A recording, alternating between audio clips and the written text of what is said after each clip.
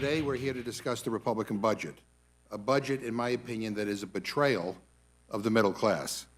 There is nothing America first about this budget. This is about gutting programs that help everyday people so that Republicans can give more handouts to billionaires and special interests. I mean, I keep hearing Republicans run these ads about how their budget is going to put money in regular people's pockets. Talk about misleading. You conveniently forgot to mention that billions and billions this budget gives away to the ultra-rich. And you forgot to mention that you're stealing from regular people to do it. People will see their costs go up. In other words, everyday people, teachers, nurses, firefighters, police officers, farmers, plumbers, laborers are going to get screwed. And I've seen this before. I saw it in 2017, the last time Trump was in the White House. Republicans love rigging the economy for the ultra-wealthy. And today, here they are, keeping the gravy train rolling for billionaires, making it possible for them to pay a lower effective tax rate than the working people of this country. And by the way, you know who else loves this budget? The price-gouging corporations that have been squeezing families at the grocery store, at the gas pump, and on their rent checks. A lot of them pay nothing in taxes. They pay nothing. In fact, nearly 50 companies in the S&P 500 reported paying no income tax expenses in 2023. And you wouldn't dare do anything about that. And then Republicans have the nerve to lecture us about fiscal responsibility. They claim they care about the deficit, but they can't help themselves because this budget blows a massive hole in the deficit. You have $2.7 trillion, that's trillion with a T, in tax giveaways for the ultra-rich contained in this budget. And in the same breath, they're slashing programs that help everyday people. Yes. And then he's talking about tariffs, so things that we buy will be 25%, more expensive, right? You've got gouging that's going to go on, and you have absolutely, no Consumer Financial Protection Bureau to go to.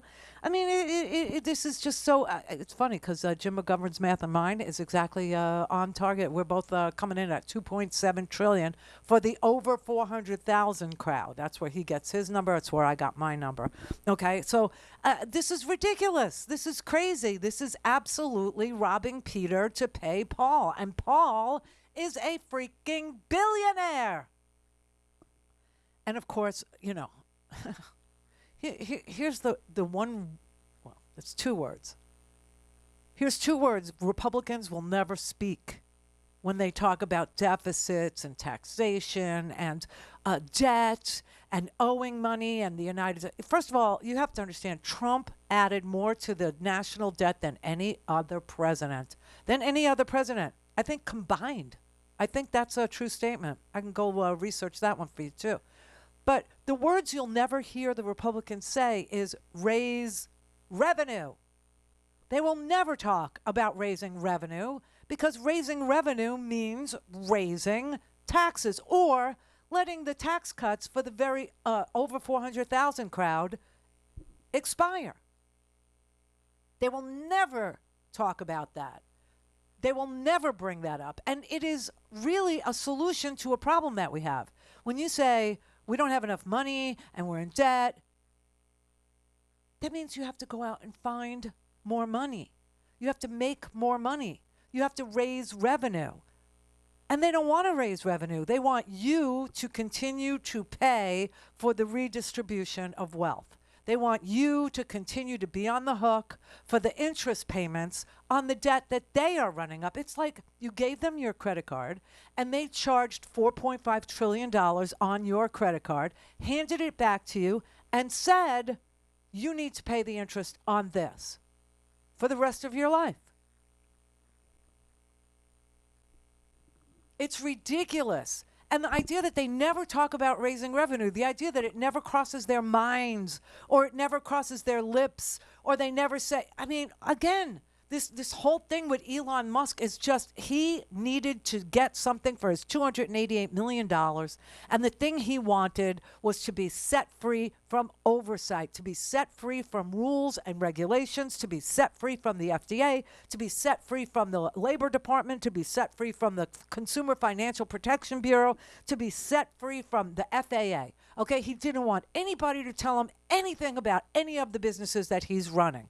As far as Tesla goes, see, this is a consumer brand, right? This is something we have a say over. And guess what? Guess what, everybody?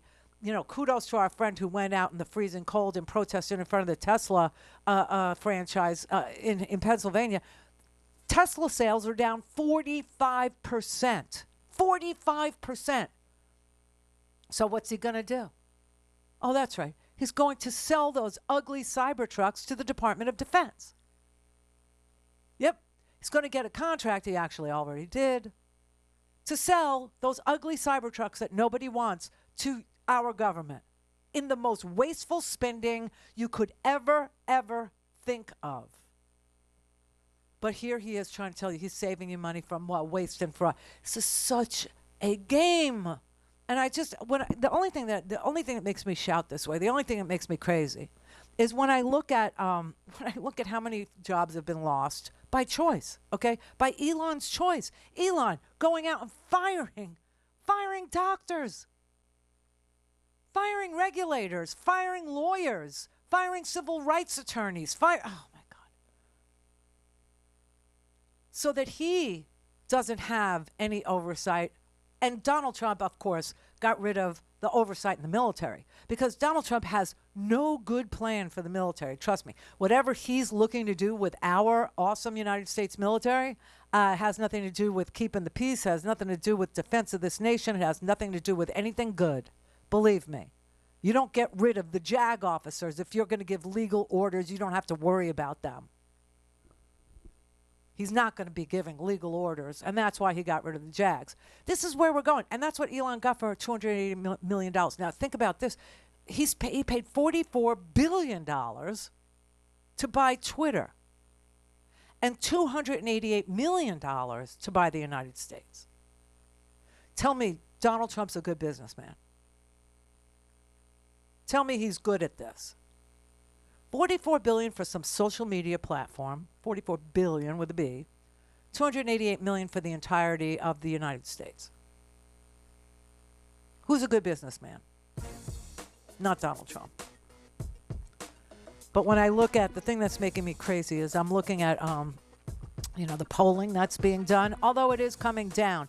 I have to say MAGA, and this doesn't represent like all Republicans, it's MAGA. 94% are rooting for Elon Musk to destroy this country. 94% of them. Don't let them ever tell you that they care about America. America first, America last, America also ran, America this, America that. No, these people are literally rooting for an authoritarian regime.